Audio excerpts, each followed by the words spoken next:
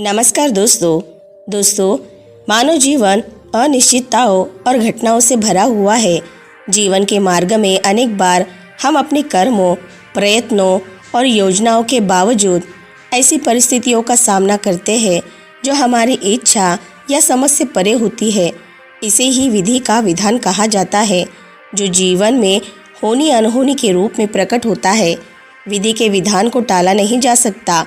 यह विचार इस सच्चाई पर आधारित है कि संसार की हर घटना नियत समय और कारण से घटित होती है।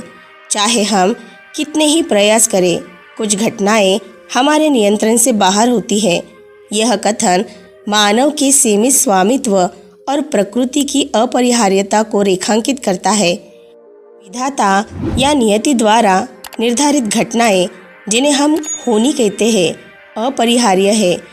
इस संदर्भ में जीवन में जो भी होता है वह पूर्व निर्धारित या अटल माना जाता है और इसे टालने की हमारी सारी कोशिशें व्यर्थ साबित हो सकती है। ऐसे में यह समझना आवश्यक है कि हमें उन घटनाओं का धैर्यपूर्वक सामना करना चाहिए और अपने कर्म पर विश्वास रखते हुए आगे बढ़ना चाहिए। आज की कहानी भी कुछ ऐसी ही है। तो चलिए दर्शकों, शुरू करते हैं आज की कहानी को। दोस्तों, राजगृह नगर के एक छोटे से गांव में एक बालक का जन्म हुआ। उसका नाम आनंद रखा गया। आनंद एक साधारण किसान परिवार में जन्मा था, जहां माता पिता दोनों अत्यंत धार्मिक और बौद्ध भिक्षुओं के प्रति श्रद्धालु थे।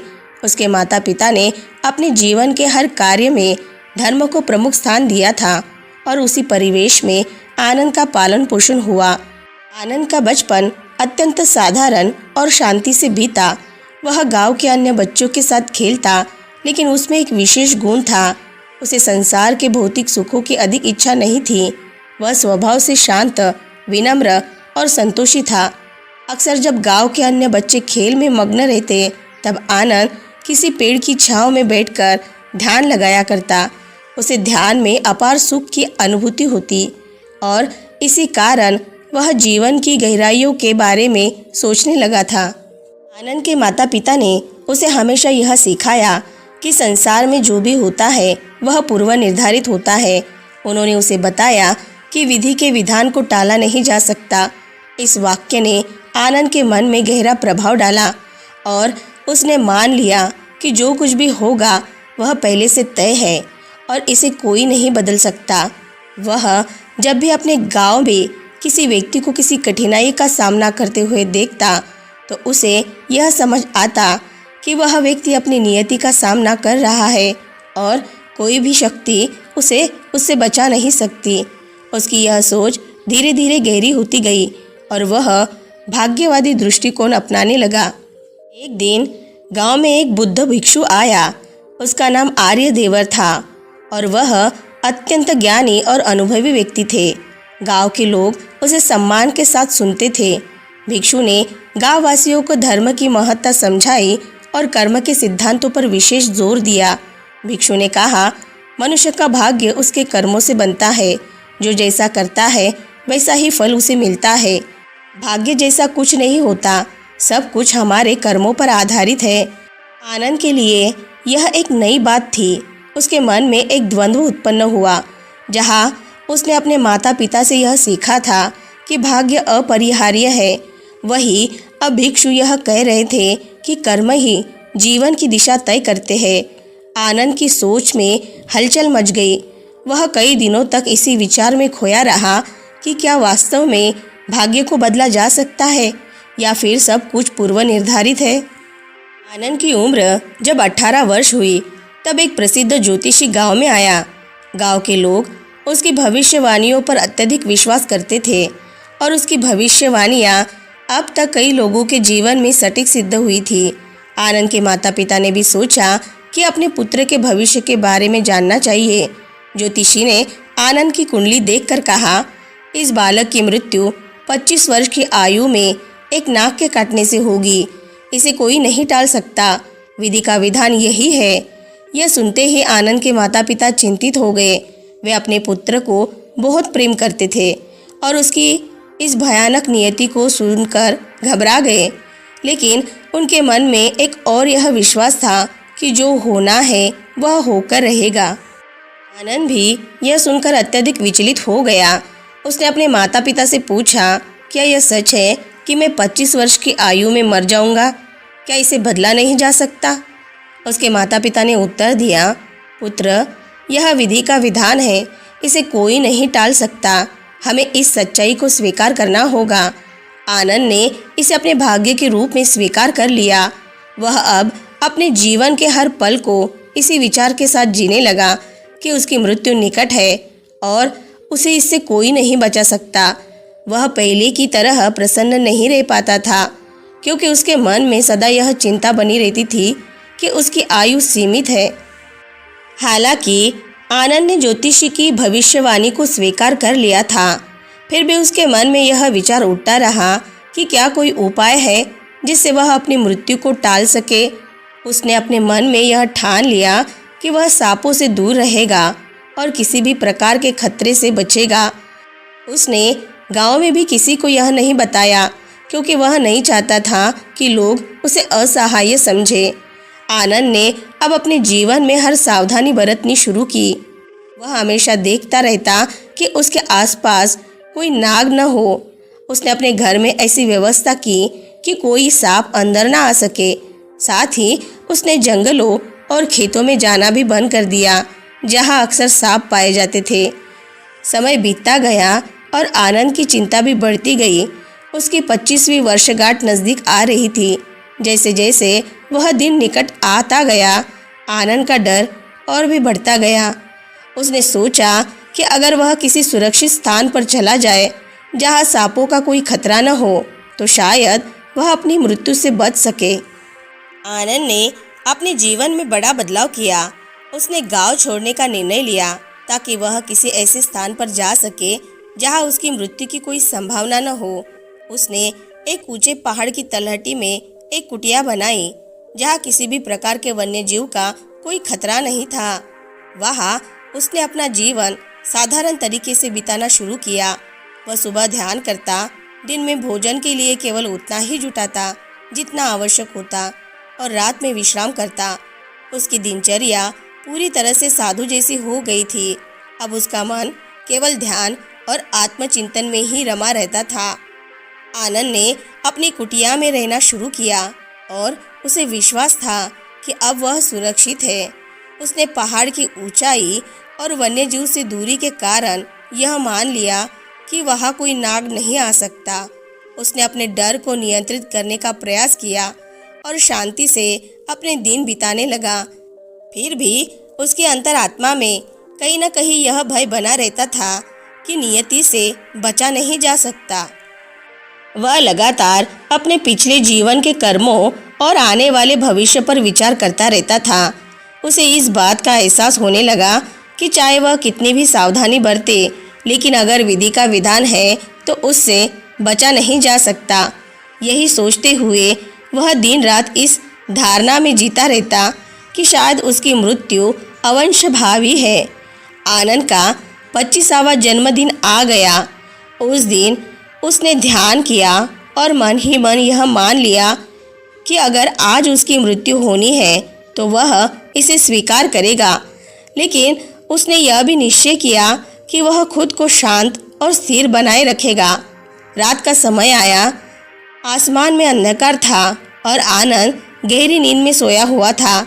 तभी अचानक उसकी कुटिया में एक नाग प्रवेश कर गया। नाग धीरे धीरे आनंद के पास आया और उसे काटने के लिए तैयार हो गया।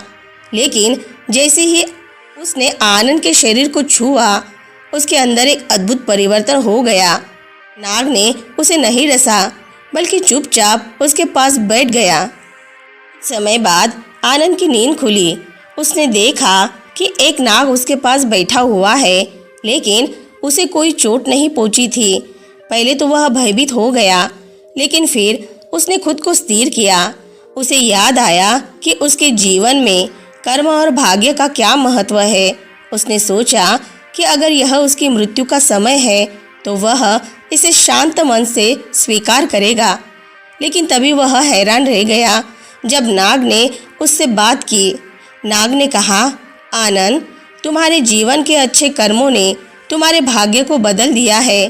तुम्हारी मृत्यु निश्चित थी, लेकिन तुम्हारी साधना, तुम्हारे अच्छे कर्म और तुम्हारा आचरण तुम्हें बचा लिया है। मैं तुम्हें नुकसान पहुंचाने नहीं आया हूँ। आनंद की आंखों में आश्चर्य था। उसने पूछा, कैसे संभव है कि भाग्य को बदला जा सके? मुझे तो सिखाया गया था कि विधि के विधान को टाला नहीं जा सकता। क्या यह सत्य नहीं है? नाग ने उत्तर दिया, आनंद, विधि का विधान तो सत्य है, लेकिन यह विधान कर्मों से लिखा जाता है। तुम्हारे जीवन के अच्छे कर्मों ने तुम्हारे भाग्य को बदल दिया है। तुम्हारी साधना और सेवा के कारण तुम्हें अब कोई भय नहीं है। आनंद इस घटना से अत्यधिक प्रभावित हुआ। उसने तुरंत निर्णय लिया कि वह इस बात को और गहराई से समझने के लिए बुद्ध के पास जाएगा। अगले ही दिन वह अपनी कुटिया छोड़कर बुद्ध के पास पहुंचा और उन्हें पूरी घटना सुनाई।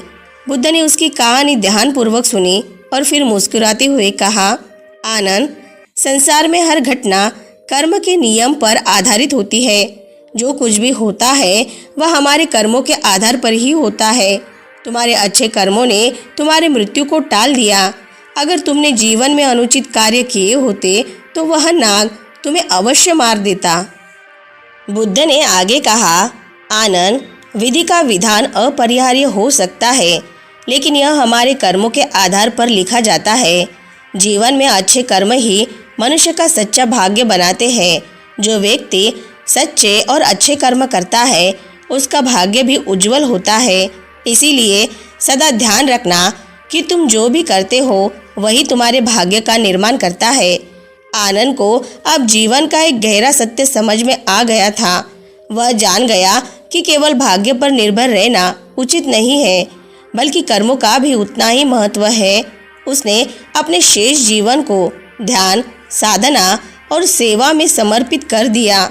आनंद ने बुद्ध के उपदेशों को अपने जीवन में पूरी तरह उतार लिया। अब वह भाग्य से नहीं डरता था। उसे यह ज्ञात हो चुका था कि अच्छे कर्मों के द्वारा ही जीवन को सही दिशा दी जा सकती है। उसने अपने जीवन का हर क्षण इस सत्य के अनुसार जीना शुरू किया। आनंद अब बौद्ध संघ का एक सक्रिय सदस्य बन गया और उसने अपने अनुभवों को दूसरों के साथ बांटना शुरू किया।